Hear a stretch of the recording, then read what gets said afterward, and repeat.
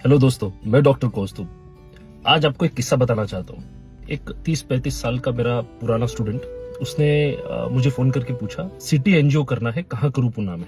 बाद में जब उससे मैंने पूछा कि किसके लिए था, पेशेंट कौन है, तो वो बोला कि मेरे लिए ही करना था। तो मुझे चिंता हुई। मैंने पूछा तुझे क्या तकलीफ है। कहता है मुझे कोई तकलीफ नहीं है, बस एक बार करके देखना था। तो मैंने उसको बताया फिर ईसीजी कर लेते, मेरे पास आ जाओ, मैं ईसीजी करा देता हूँ। वो बोले ईसीजी तो करा दिया। बोला ईसीजी नॉर्मल है। तो फिर मैंने फिर से पूछा फिर सिटी एनजीओ क्यों कराना है। तो वो बोला कि करके देखना है, कुछ ब्लॉकेजेस है क्या। मैंने उसको पूछा कुछ तकलीफ है तुमको। तो वो फिर से बोला कि कोई तकलीफ नहीं है, बस देखना है कुछ ब्लॉकेजेस है क्या। मैंने कहा अगर ईसीजी नॉर्मल है तो चिंता करने की कोई जरूरत नहीं है। अगर बहुत ही तुमको लग रहा है तो आप 2D को या स्ट्रेस टेस्ट करा लेते। वो फिर मुझे कहता है कि वो भी मैंने करा लिया है। तो मैंने कहा फिर उसके रिजल्ट कैसे है। कहता है नॉर्मल है। फिर मुझे डाउट हुआ। मैंने उसको पूछा ये किसने बताया कि 2D को कराना है। वो मुझे कहता है कि मैंने एक पॉडकास्ट देखा था इंस्टाग्राम पे।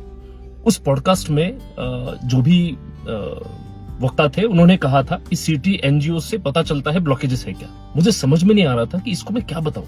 तो दोस्तों, ये जो स्टोरी मैंने आपको बताई, what is the moral of the story. दो चीजें हैं। एक, सोशल मीडिया पे जो भी है वो सब सच्चाई नहीं है। हर चीज जो बताई जाती है वो आपके लिए सही होगी ये जरूरी नहीं है। ये बिल्कुल सही है कि सिटी एनजीओ से ब्लॉकेज पता चलते हैं, लेकिन क्या हर किसी ने ब्लॉकेजेस ढूंढने के लिए सिटी एनजीओ करनी चाहिए? बिल्कुल नहीं।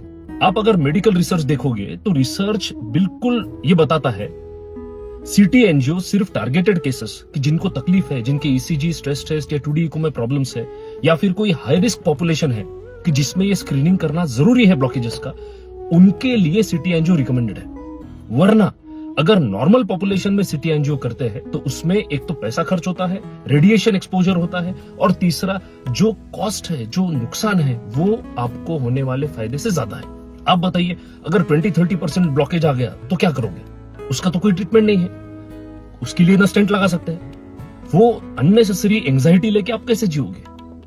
ये सोचने वाली बात है।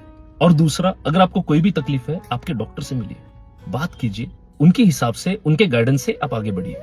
आखिर में दोस्तों, मैं आपसे यही कहूंगा कि ये जो बीमारी है, बीमारी ढूंढने की बीमारी, इसका कोई इलाज नहीं है। सावधान रहिए, सतर्क रहिए, लेकिन स्वस्थ रहिए। Enjoy your life. चलो, मैं भी चलता हूं।